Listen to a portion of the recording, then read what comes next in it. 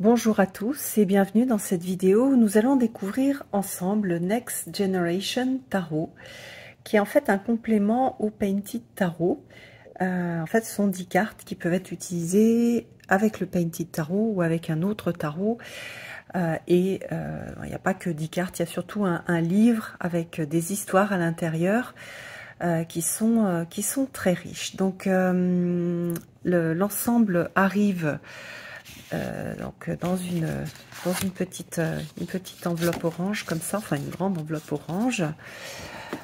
Nous avons un livre, le fameux livre avec plein d'histoires, toutes les histoires derrière les cartes.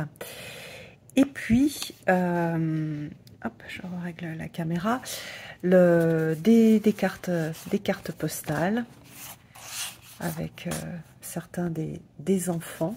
Donc moi j'en ai reçu 4 qui sont très belles, que j'utilise. Alors celles-ci je ne les ai pas encore utilisées, mais on peut les utiliser sur un hôtel par exemple.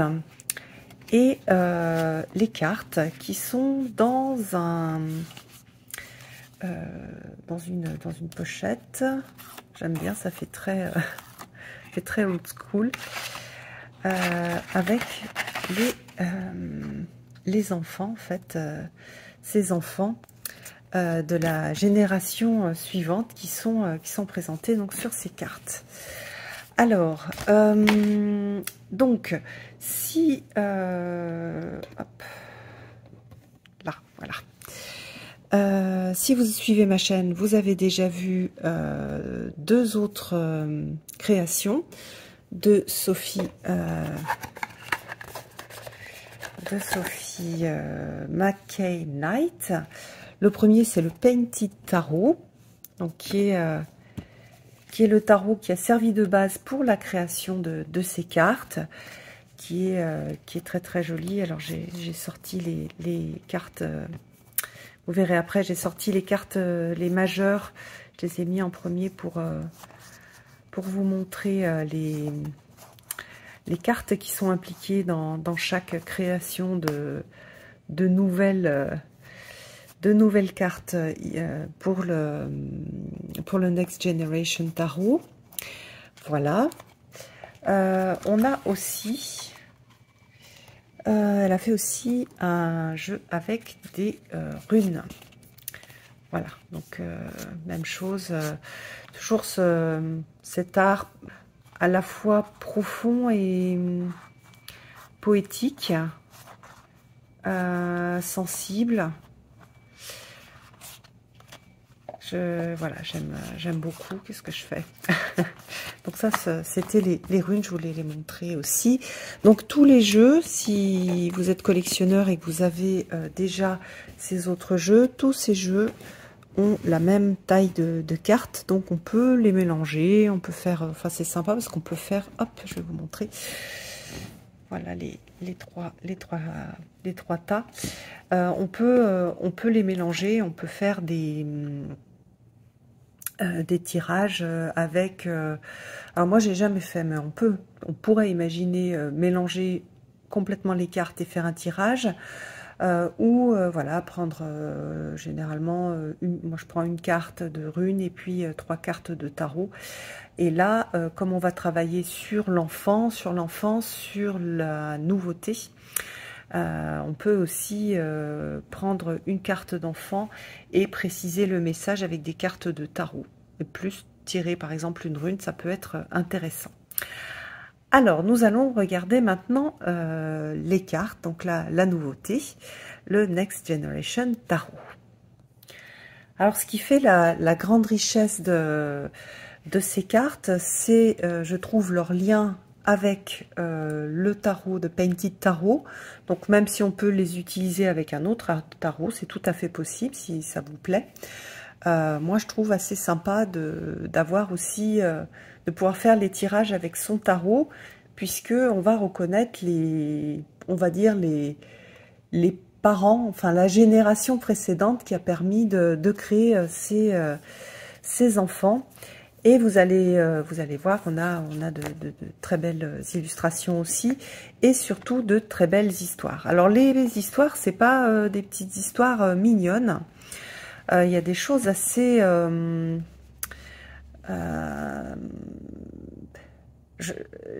à chaque histoire, il y a la douleur et l'émerveillement qu'on retrouve lorsqu'on accouche.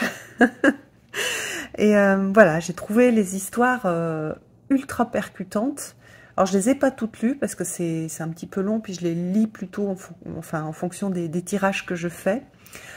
C'est extrêmement poignant.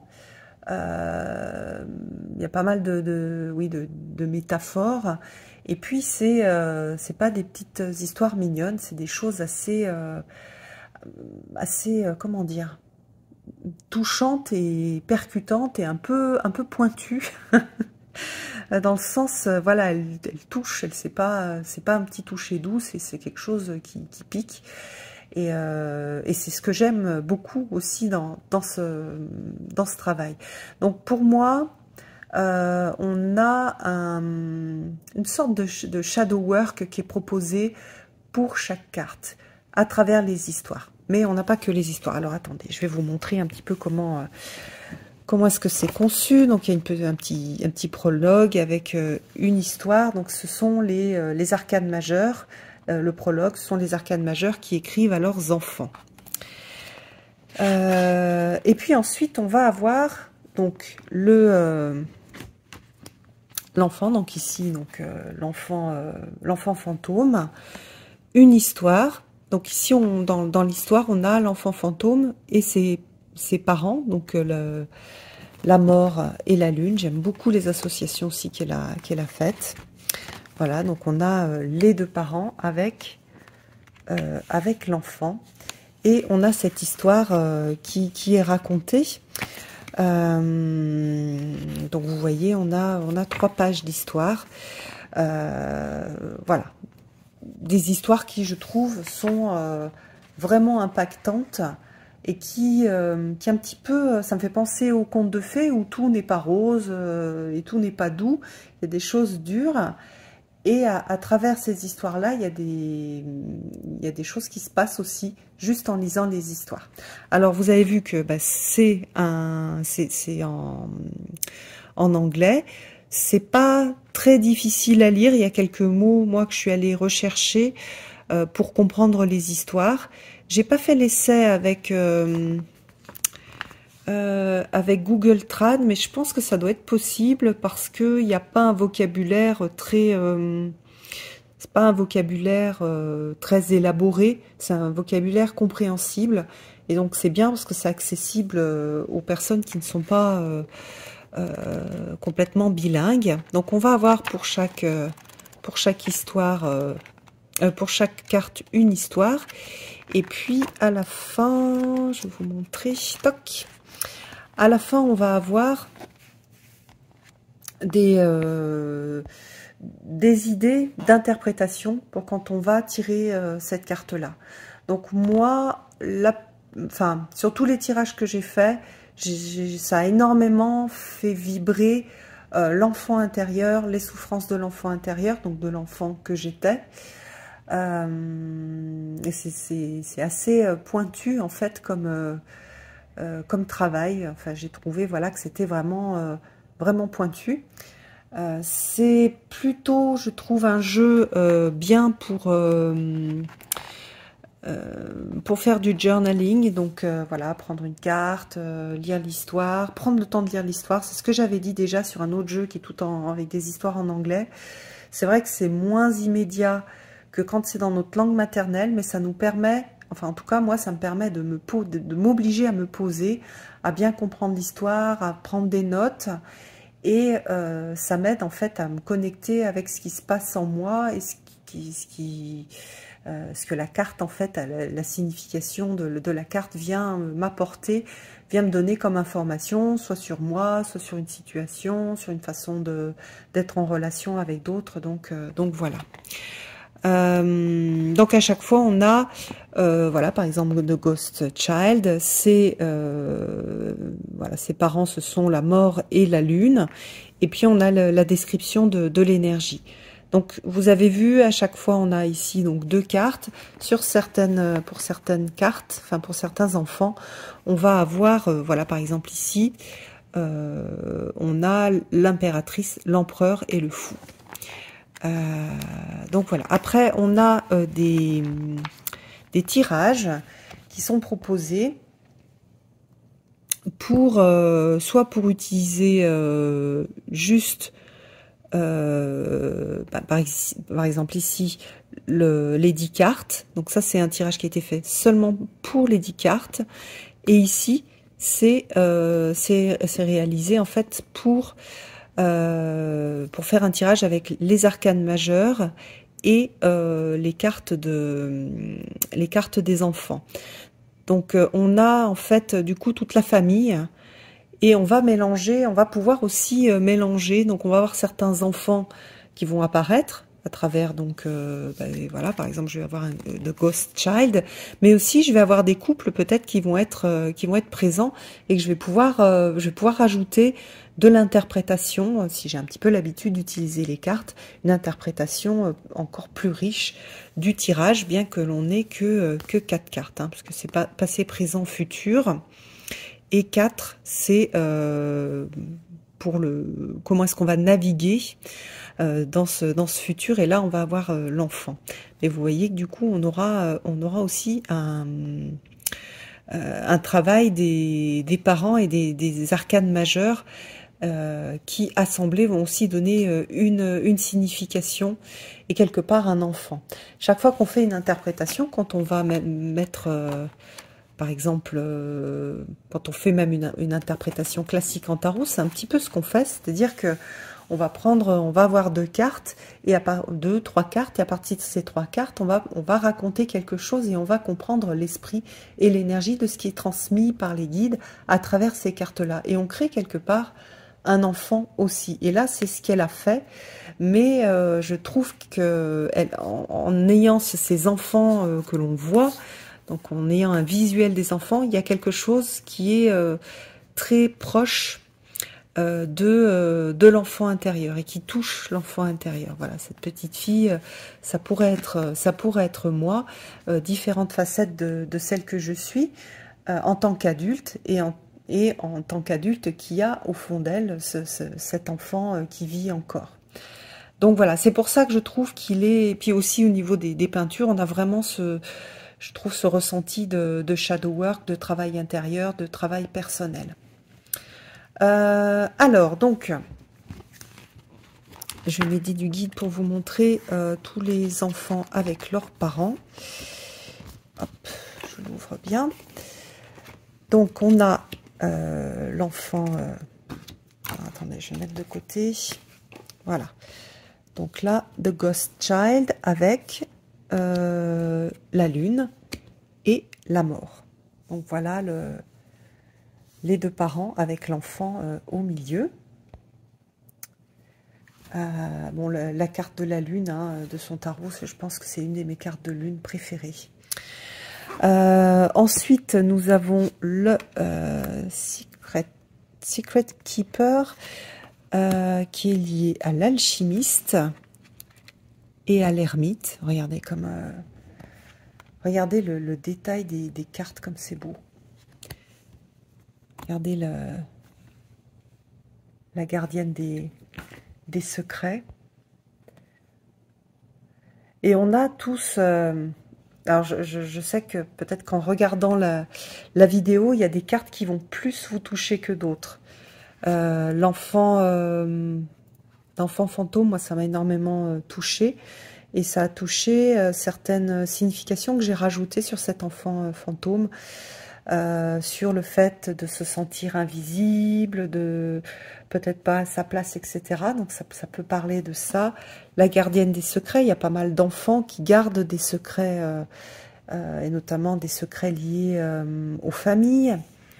Alors ensuite, qu'est-ce qu'on a? Celle qui dit la vérité, la grande prêtresse, et la tour. Ah, voilà. Tac. Donc voilà pour pour celles qui parlent de vérité. Donc là, on voit bien qu'on a ce mélange du secret de la grande prêtresse et de la tour qui fait exploser aussi la gangue des secrets. Mais dans la grande prêtresse, on a aussi la connaissance de ce qui est caché. Donc c'est super intéressant. Alors, l'empereur, l'impératrice qui est magnifique et le fou. Donc vous voyez dans cet enfant-là, on a le 3 cartes, l'énergie de 3 cartes qui ont été assemblées. Alors ensuite, nous avons The Love Child, l'histoire est super jolie. On a le diable et les amoureux. L'enfant de personne. Alors, voilà, la justice et le monde. Ensuite, nous avons l'enfant déchu, comme un ange déchu. Je trouve que ça comment dire, ça résonne bien, oui, l'enfant déchu. Donc on a le hiérophante. Alors, est-ce que je vais le trouver? Peut-être dans les cartes d'avant. Le chariot, la force, le fou. Ah oui, le hiérophante et la roue de fortune.